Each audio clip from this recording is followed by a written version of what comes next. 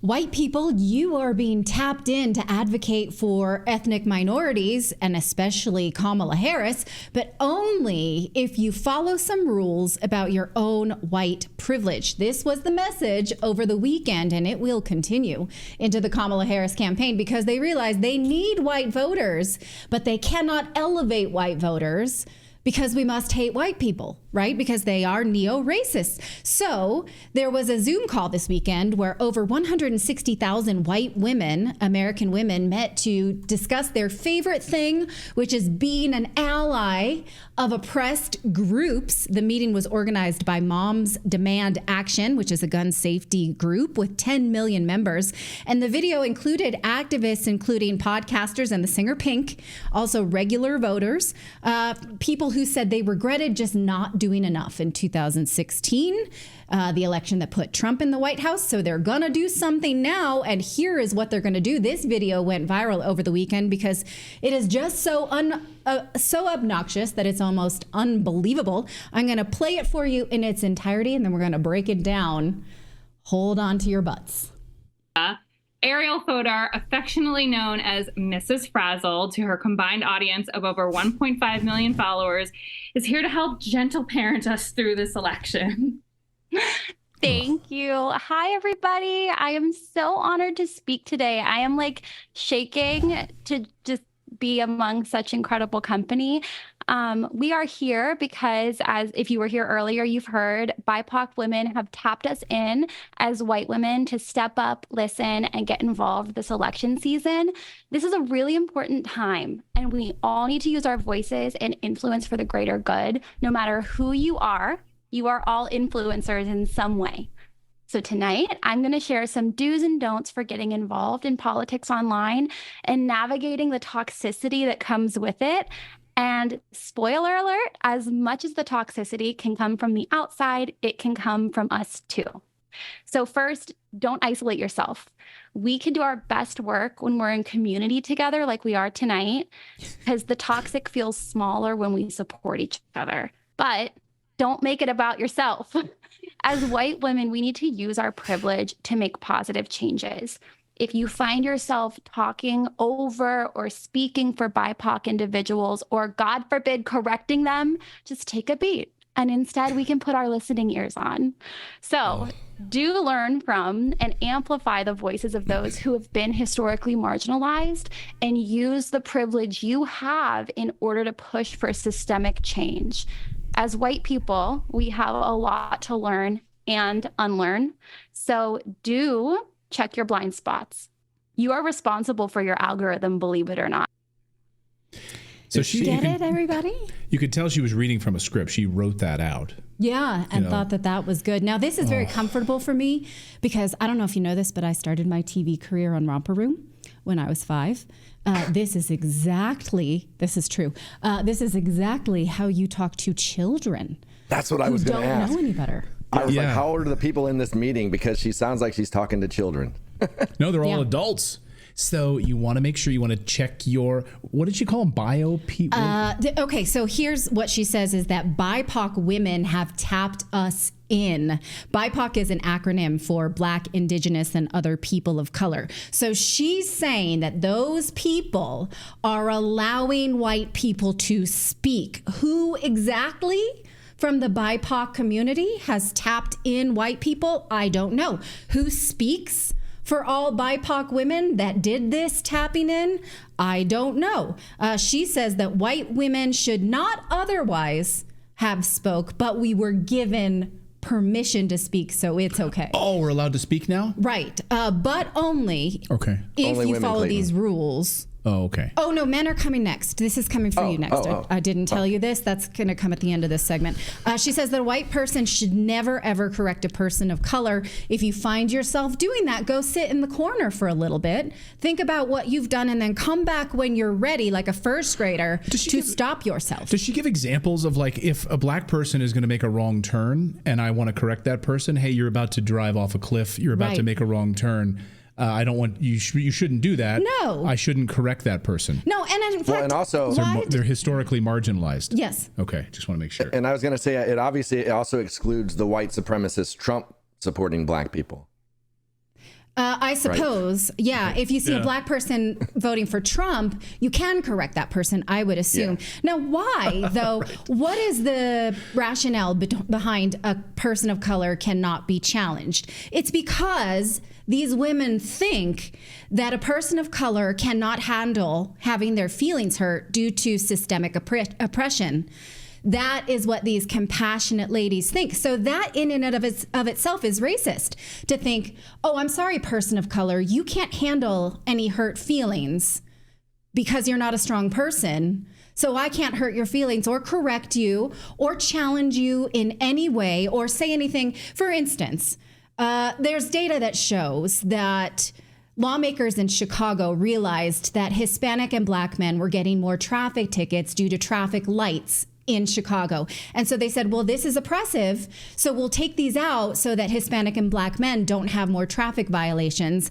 And then that will be in the name of equality. Well, what happened? More people died from traffic accidents because a stoplight camera is not racist. It was only capturing licenses and drivers, and that's it. And so a lot of these policies where we're saying, oh, this is for equality, it's for the greater good, it's because there's discrepancy, so there must be racism. Well, they're not well thought through, and people get hurt. So what if you were to say, hey, actually, I would like to put those red light cameras back in to protect people of color. No. We can't hurt their feelings. That's racist. We can't say things like that. Like defund the police. Right, yeah.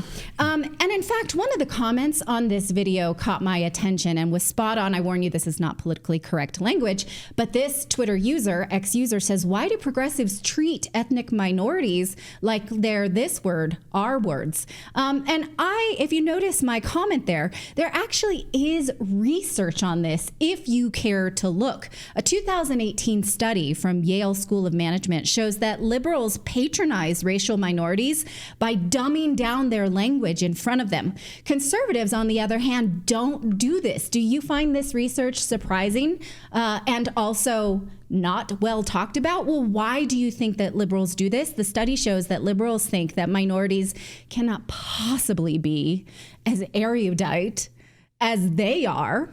So they think they need to be more compassionate and just sort of speak down to them. Speak to them like at a 5th grade level and slowly. I mean, you guys are cretins and I'm not. Hey, black person, is it okay if I slow down my speech a little bit? Will that be, you can understand me better there? Right. And then I'm not as offensive to you as a white person? Yes, exactly. Can you handle the speed with which I'm speaking?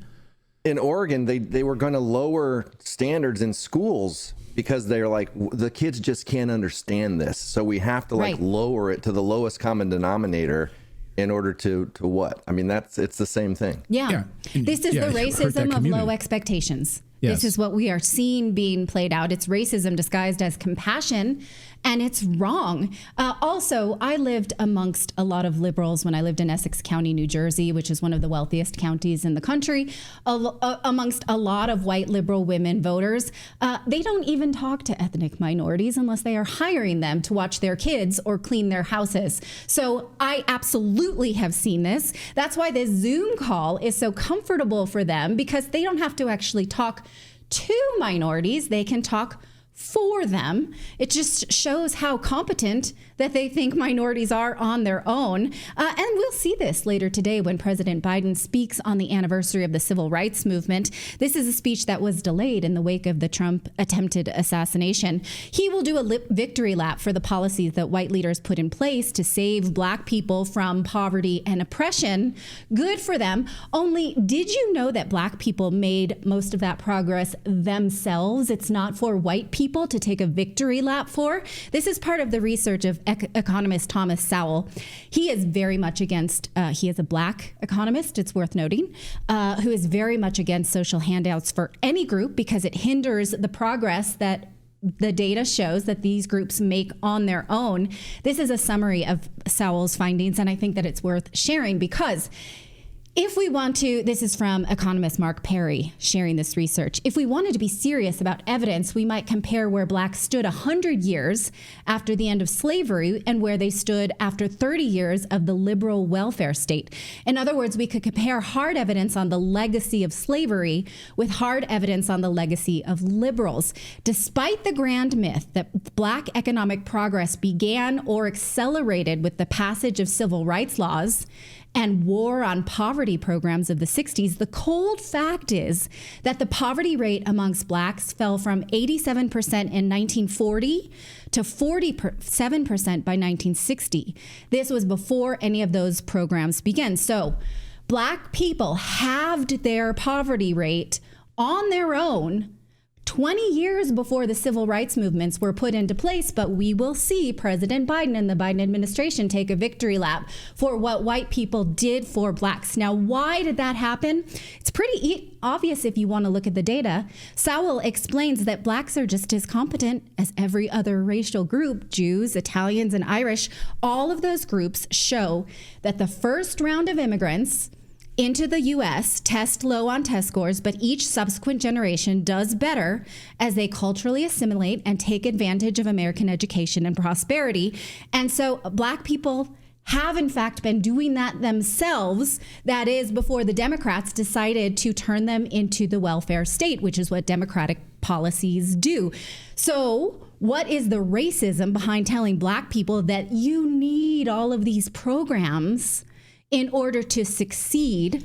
It's interesting, right? And conservatives then are saying, actually, they're equal to us. Let's let them. This was one of the things that I think spoke to me the most about Vivek Ramaswamy's speech, is when he said at the RNC, we want for you what we want for ourselves: clean neighborhoods, good education, and prosperity. And that is actually a conservative ethos, but it's not talked about a lot in the press. Right. So when white people want to defund the police in inner cities or in predominantly black or other areas, and they don't want to defund the police in their neck of the woods, right? It's, what is it called? The other, not in my backyard, or NIMBYs. Oh, NIMBYs. Yeah. So it's okay for all these white liberal women to get together on Zoom calls and talk about defunding the police. Right. When you look at what it's actually done to these communities, guess what? Blacks want safer communities. Right. Just like white people do. Yes. Right? Imagine that. Yeah. I know it's shocking. And yes, they want to have the same level and access to the same things that we do. Right. Right? And so this should not be a shock, but all these liberal women getting together on Zoom calls. So what they're saying is that white people are collectively privileged. Well, that's ignoring a lot of the data of some of the poorest communities in the United States. Guess what? Are white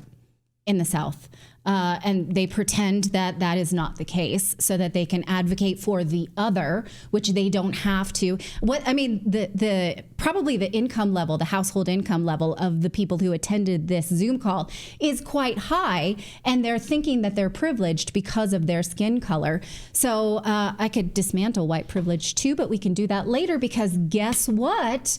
The Kamala Harris campaign is now moving on to white male privilege. They will have a meeting much like this in the coming week, and they're calling it a space for white dudes to be honest about their role in history. So they want white men to show up. Oh, Pete Buttigieg is going to be there. Yes, I'll sign Pete up. Buttigieg, and be honest with themselves about the role that they've played in their nation's history, both good and bad.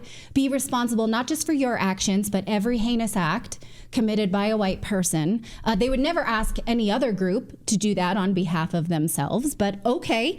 So that's what they're going to do. You see that Democrats absolutely want to segregate us by race and divide. And it's interesting. Now, last week, the New York Post published something about black men who are saying, I don't buy this anymore. I'm not going to buy that white people are my enemy. The government is my enemy. So the narrative is breaking down, but they are going to keep pushing this racially segregated world. So let me know, is this white saviorism what's needed? Or is it neo-racism? I have a question. Yeah. What about all the descendants of the white dudes that fought and died in the Civil War to free the slaves? Screw like those if guys. we're a descendant of, Screw those guys. That's your white privilege talking. Yeah. You better just check yourself. Right. Well, Check I have yourself. another question then. Slow down. Because my great grandparents immigrated from on my mother's side, they came from Costa Rica and Guatemala, and on my father's side, they came from Germany at like post-World War.